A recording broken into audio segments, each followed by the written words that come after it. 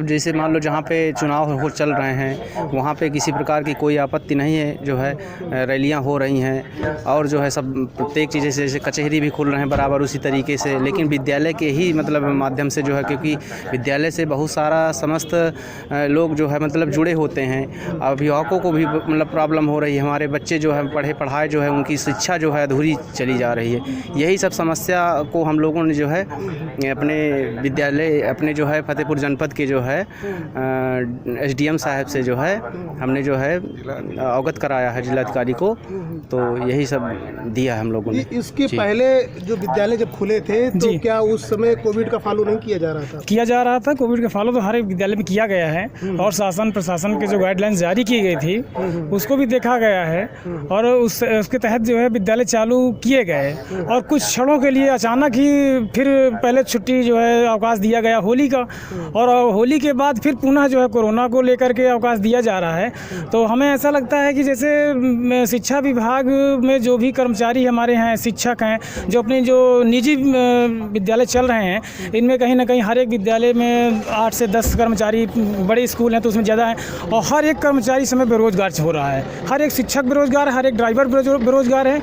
अगर स्कूल इसी प्रकार बंद किया गया तो हमें लगता है बेरोजगारी भुखमरी बहुत ही ज़्यादा आ जाएगी और किसी लायक का हमारे जो निजी विद्यालय के हैं कर्मचारी शिक्षक किसी लायक के नहीं बचेंगे। उनके पास तो एक ये भी है कि भाई शिक्षक का तकमा भी लगा हुआ है, वो एक सब्जी की ठेलिया भी नहीं लगा सकते हैं। और दूसरी बात, बच्चों का भविष्य भी बर्बाद हो रहा है।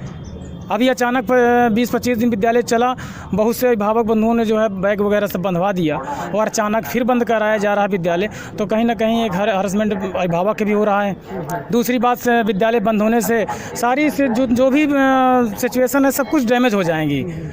और उन विद्यालय जो संचालक का क्या होगा जिनके पास जो इन्होंने प्राइवेट बिल्डिंग लेके रखी है, और ये जो कोरोना की वजह से विद्यालय बंद क्योंकि अभिभावक भी पैसा नहीं दे रहे हैं, तो ऐसी सिचुएशन में वो लोग क्या करें? सबसे पहले तो आपको बहुत बहुत धन्यवाद किया, आप हमारी पीड़ा को सुनने के लिए यहाँ पर खड़े हुए हैं। विद्यालय समस्त विद्यालय जो भी प्राइवेट संस्थान चलवाए जा रहे हैं ग्रामीण क्षेत्र में, शहरी क्षेत्र में, तो उनकी स्थितियाँ ये हो गई हैं कि हम लोग मकान का किराया नहीं दे पा रहे हैं, गाड़ियों की किस्तें नहीं दे पा रहे हैं, गाड़ी का बीमा नहीं करवा पा रहे हैं। तो आपके माध्यम से शासन को, डीएम साहब को और प्रदेश शासन को मैं अवगत कराना चाहता हूं कि हमारी समस्या हमने लिखित रूप से कर दिया है, तो उसमें ध्यान दिया जाए और ध्यान देने के बाद शासन एक गाइडलाइन जारी करे कि जिसके माध्यम से हम लोग अपना विद्यालय संचालित करवा सकें। मतलब आप लोग विद्यालय भी चला सके, कोविड का फॉलो भी कर सकें? जी जी जी जी जी हम पूरी बात सरकार की मानने को तैयार हैं। हमको बताया जाए कि किस तरह से आप विद्यालय संचालित करिए, उसको पालन करते हुए हम अपना विद्यालय संचालित करें ताकि बच्चों का भविष्य बर्बाद ना हो जी, और हम लोग भी बेरोजगार ना हो पाएँ, इस बात का भी सरकार ध्यान दे, क्योंकि प्राइवेट शिक्षक के साथ बहुत सारे लोग जुड़े हुए हैं, उनकी स्थितियाँ बहुत दयनीय होती जा रही हैं। आप क्या कहना चाहते हैं?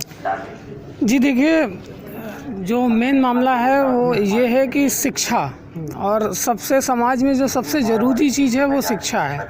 परिस्थितियां हैं, विकट हैं, पिछले 12 महीने से हम लोग देखते आए हैं, लेकिन अब हमारी केवल एक रिक्वेस्ट है कि अगर ऐसे ही रहा तो फिर आखिर कौन सोचेगा कि शिक्षा जगत का क्या होगा।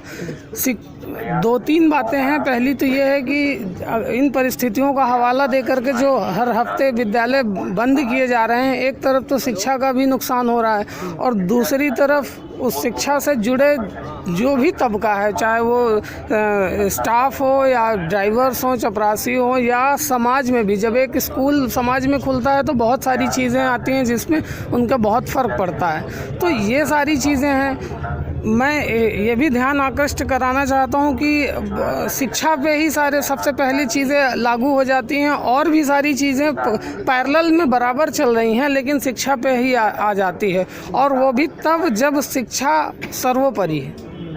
तो केवल शिक्षा जो इस समय बच्चों को दी सर देखिए, ऑनलाइन शिक्षा पूरी तरह से पर्याप्त नहीं है, और मैं तो यहाँ तक कहता हूँ कि शहरी क्षेत्रों में नहीं है, ग्रामीण क्षेत्रों की तो बात ही नहीं करिए।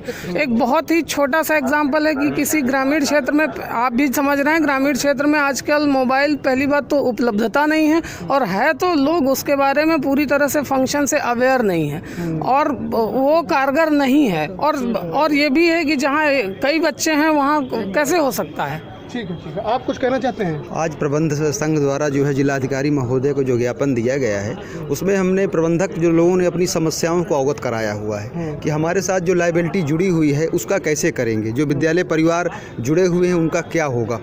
और अप्रैल माह ही एडमिशन का वो होता है, माह होता है, अगर इसमें एडमिशन नहीं मिले तो एडमिशन अब मिलना नहीं, 3 महीने के लिए डिस्टर्बेंस होगा। अब जुलाई में क्या पोजीशन बनती है जा करके, तो इन्हीं सभी समस्याओं को लेकर के जिलाधिकारी महोदय को ज्ञापन दिया गया है कि इन समस्याओं को हमको कैसे मुक्त दिलाई जाए, हम लोगों की समस्याएं सुनी जाए, कोई ना कोई उसका जो है रास्ता। देखिए, विद्यालय खोलने के साथ साथ हम लोगों का मेन मुद्दा ये भी है कि अगर विद्यालय नहीं खोले जा रहे हैं तो उस समय पर जो हम लोगों से अनावश्यक बिजली का बिल, जल कर, ये सब चीज़ें ली जा रही हैं, उस पर भी हम सरकार का ध्यान आकृष्ट करना चाहते हैं कि अगर विद्यालय नहीं खोलते हैं तो उस पीरियड पर हमसे कम से कम बिजली के बिलों को तो ना लिया जाए। एक महीने में 15-15, 20-20, 25-25 हज़ार महीने का बिल आ रहा है, वो एक प्रबंधक या एक विद्यालय कहाँ से भरपाई करेगा? वह अपने शिक्षकों का, अपने आया, चपरासी, इन सब लोगों का ही भरण पोषण करने पर परेशान है, तो बिजली का बिल कहाँ से भरेगा? सरकार इस पर नहीं ध्यान देती है। अगर विद्यालय बंद है तो बिजली का बिल भी ना